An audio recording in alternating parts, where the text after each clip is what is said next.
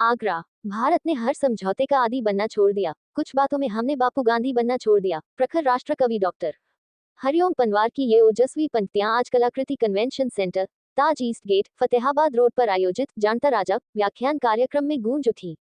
कार्यक्रम का आयोजन दिव्य प्रेम सेवा मिशन के सेवा प्रकल्पों के निमित्त किया गया था, जिसमें छत्रपति शिवाजी महाराज के जीवन और आदर्शों को जन जन तक पहुंचाने का संकल्प व्यक्त किया गया।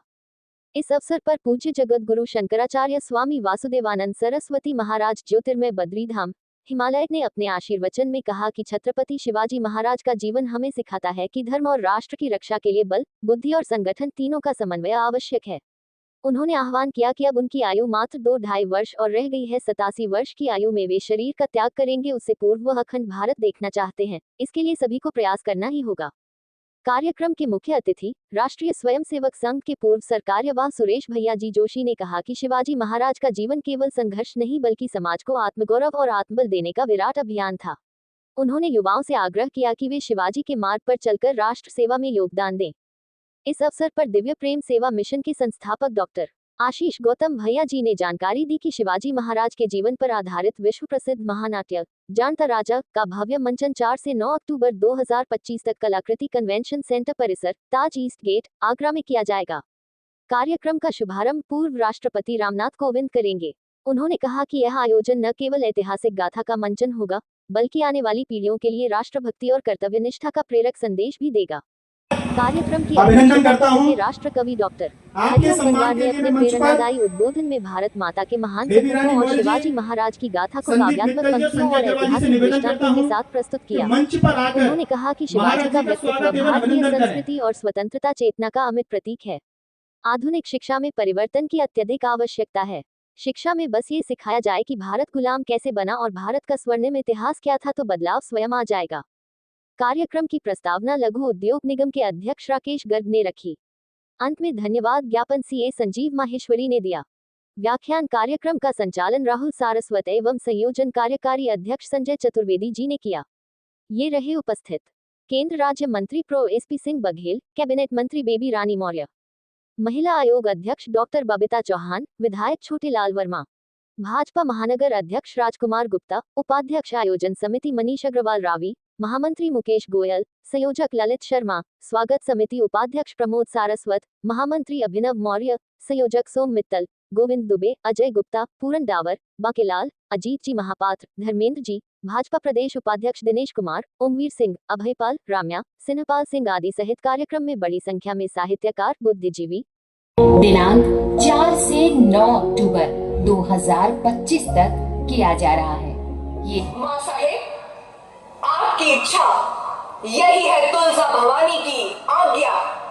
ये आयोजन दिव्य प्रेम सेवा मिशन की सेवा ज्योति सेवा साधना संबोधि के भाव से आज से 29 वर्ष पूर्व हरिद्वार की इसकी यात्रा स्वास्थ्य शिक्षा, स्वावलंबन संस्कार, रोजगार परक शिक्षा समाज में सेवा की भावना का संचार कर रही है। इस मिशन के साथ की जो मेरी यादें हैं वो आज ताजा हो रही हैं। कभी मैंने भी कल्पना नहीं की थी। आशीष जी में जितनी संकल्प उनके नीचे रट्टी में बैठ गए सेवा करने के लिए, तो उनको पता नहीं था ये होने वाला है। उसके पहले के भी दिन हम सब लोगों ने देखे होंगे, बहुत लोगों ने देखे। प्रदेश उपाध्यक्ष भारतीय जनता पार्टी श्री मनोज जी, प्रांत सेवा संयोजक, प्रांत गौ सेवा संयोजक श्री उस धरती पर, पावन धरती पर आज हमें पावन सानिध्य पूज्य जगत गुरु जी शंकराचार्य जी स्वामी वासुदेवानंद सरस्वती जी महाराज ज्योतिर्मठ बद्रीधाम हिमालय से पधारे हैं। उनका आज हमें यहाँ सानिध्य मिलेगा, उनका पाथेय मिलेगा। उनका बहुत बहुत स्वागत, अभिनंदन। राष्ट्र कवि जिनको आप सभी जानते हैं, जिनकी कविताओं ने देश में कई परिवर्तन भी किए हैं, चाहे उसमें वो 370 रही हो आदि। ऐसे आज के कार्यक्रम की अध्यक्षता कर रहे राष्ट्र कवि हमारे डॉक्टर हरिओम पवार जी, उनका भी हार्दिक स्वागत, उनका वंदन। और आशीष भैया जी, उनके लिए मैं क्या कहूँ, छोटे से पत्थर से बैठ के जहां से उनका प्रकल्प उन्होंने बहुत सारी योजनाएं हैं और वह जानता राजा के कार्यक्रम को हमारे आगरा लाए। आगरा के जितने भी निवासियों को उनका मंचन के लिए देखने के लिए यहाँ उन्होंने ये कार्यक्रम। उत्तर प्रदेश की कैबिनेट मंत्री श्रीमती बेबी रानी जी, बीना शर्मा जी और हमारे ये बड़े भाई नवीन जैन जी जो कि हम सबके मार्गदर्शक भी हैं, चिंतक भी हैं।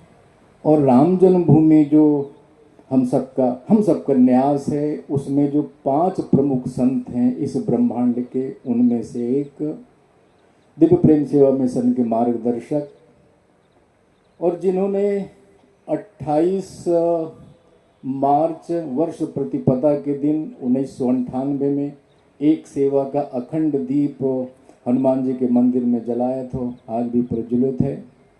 वंदे मातरम कुंज कई लोगों ने देखा होगा, लेकिन पूज्य शंकराचार्य जी ने स्वयं बैठ कर के उन बालकों के छात्रावास में गिट्टी कूटी है, बैठ कर के मैंने आंखों देखा है। प्रत्यक्ष मार्गदर्शन, हमारे सुख हो चाहे दुख, केवल आशीर्वाद। स्वास्थ्य ठीक नहीं रहता फिर भी, लेकिन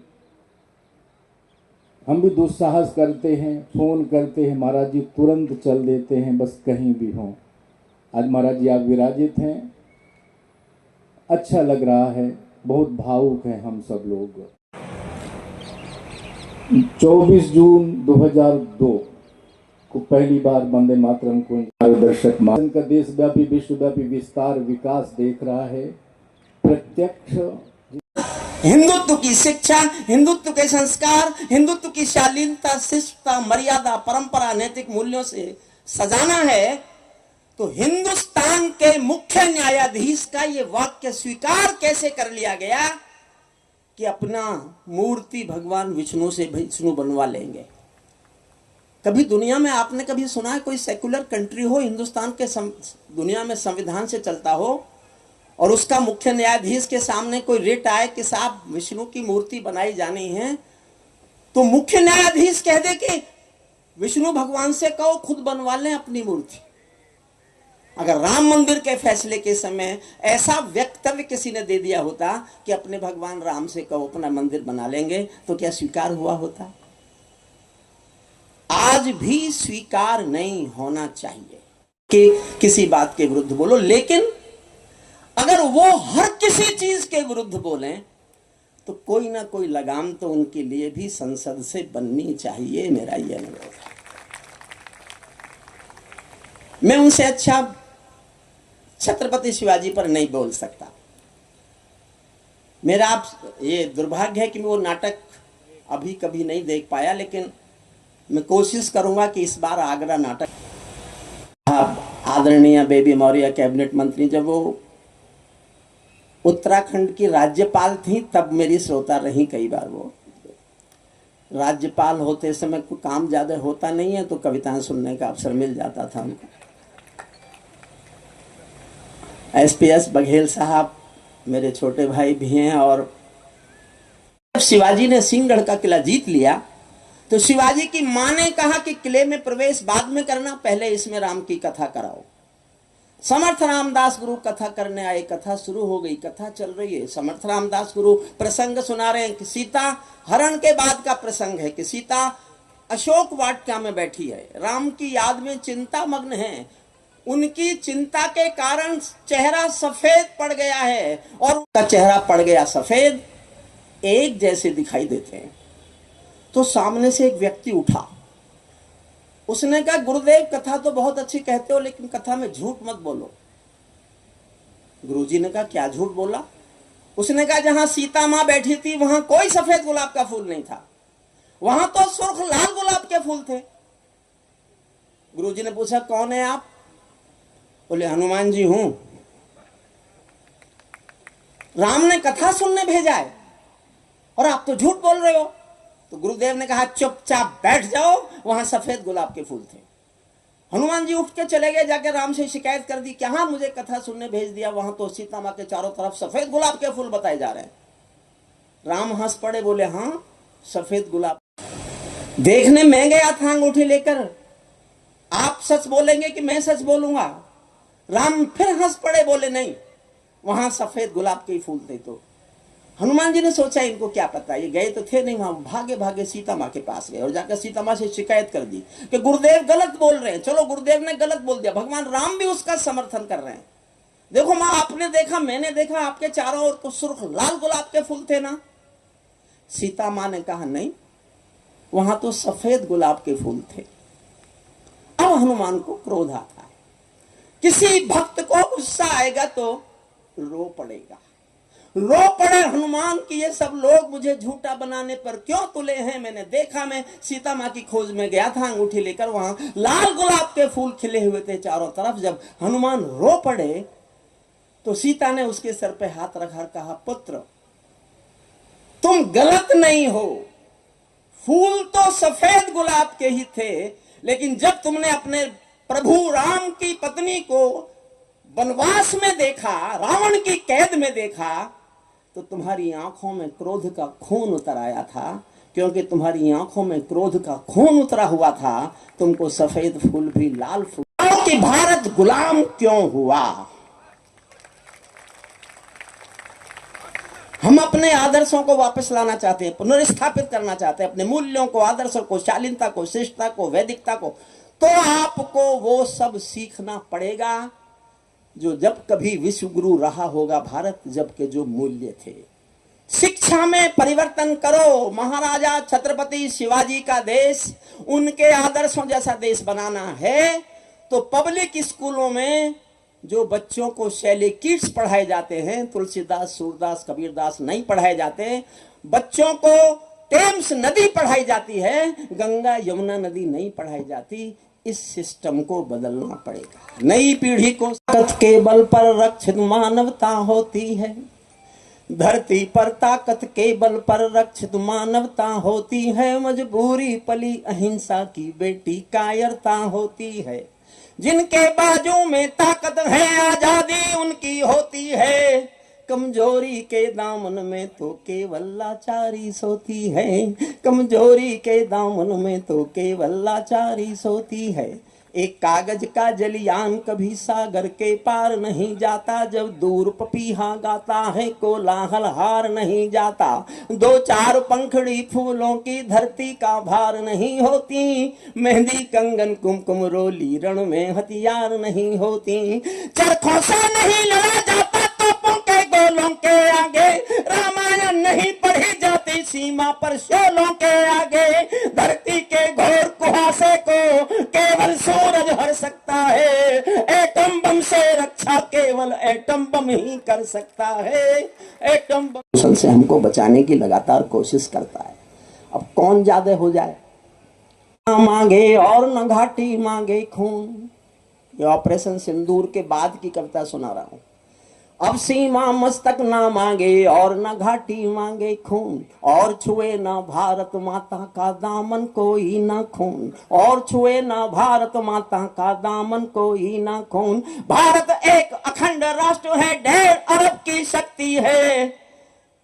कभी महाशिव का तांडव है, कभी कृष्ण की भक्ति है। कभी महाशिव का तांडव है, कभी कृष्ण की भक्ति है।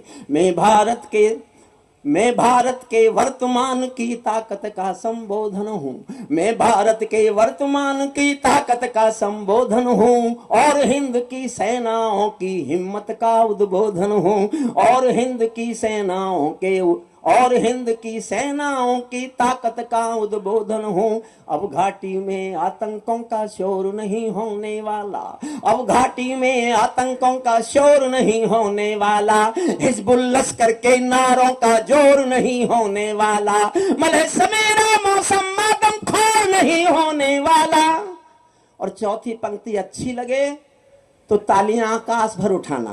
मलय समेरा मौसम मातम खोर नहीं होने वाला। लाल किले का भाषण भी कमजोर नहीं होने वाला। लाल किले का भाषण भी कमजोर नहीं होने वाला। अब कोहराम भरी रातों के ढल जाने की बेला है। अब कोहराम भरी रातों के ढल जाने की बेला है। शब्द ज्योति के घोर तिमिर में जल जाने की बेला है। मैं युग बोधि कलमकार का धर्म पूजने वाला हूँ। दिनकर और निराला जी की कलम पूजने वाला हूँ। दिनकर और निराला जी की कलम। उसके लिए कूपन और पास की व्यवस्था भी है। और एक सूचना, कार्यक्रम के मुख्य अतिथि के नाते इस कार्यक्रम का उद्घाटन करेंगे राष्ट्रपति, भारत के पूर्व राष्ट्रपति। विश्व का, गौ माता की, भारत माता की, गंगा माता की, श्री राम जन्मभूमि की, श्री कृष्ण जन्मभूमि की, काशी विश्वनाथ भगवान की, छत्रपति शिवाजी महाराज की, हर हर महादेव। कार्यक्रम तो पूरा हो गया, मंच की व्यवस्था भी पूरी हो गई। अब हम आप स्वतंत्र हैं, आप बैठे रहेंगे तो हम बोलते रहेंगे, लेकिन ऐसा मत समझिए कि आपको हम बहुत देर तक बैठाएंगे। हम केवल इतना ही अपने भैया जी से जानना चाहेंगे, क्या हम अखंड भारत देख लेंगे? मेरी आयु 2-2.5 वर्ष की है, अब ज्यादा मेरी आयु नहीं है, मैं 85 का हो चुका हूं, तो ज्यादा 2.5 वर्ष या 2.25 वर्ष, 87वें वर्ष के माघ में मैं जाऊंगा, मेरा शरीर छूटेगा। अभी मैं 85वें में प्रवेश कर रहा हूं, तो मैं आशा रखता हूं और प्रेरणा भी देता हूं, कुछ से पहले भारत अखंड हो जाए। भैया जी जोशी, माननीय भागवत जी और हमारे सभी संघ के कार्यकर्ता और भारत देश के नागरिक, ये सभी लोग प्रयास करके अगर हमको अखंड भारत दिखला दें, तब हम शरीर छोड़ें, हम खुशी खुशी शरीर छोड़ सकेंगे। इसी आशा के साथ आप सबके प्रति भी मंगल कामना करते हैं कि आप लोग इस संबंध में प्रयास करो और अखंड भारत देख करके तब चलो। इन्हीं शब्दों के साथ वाणी विराम। हरि ओम।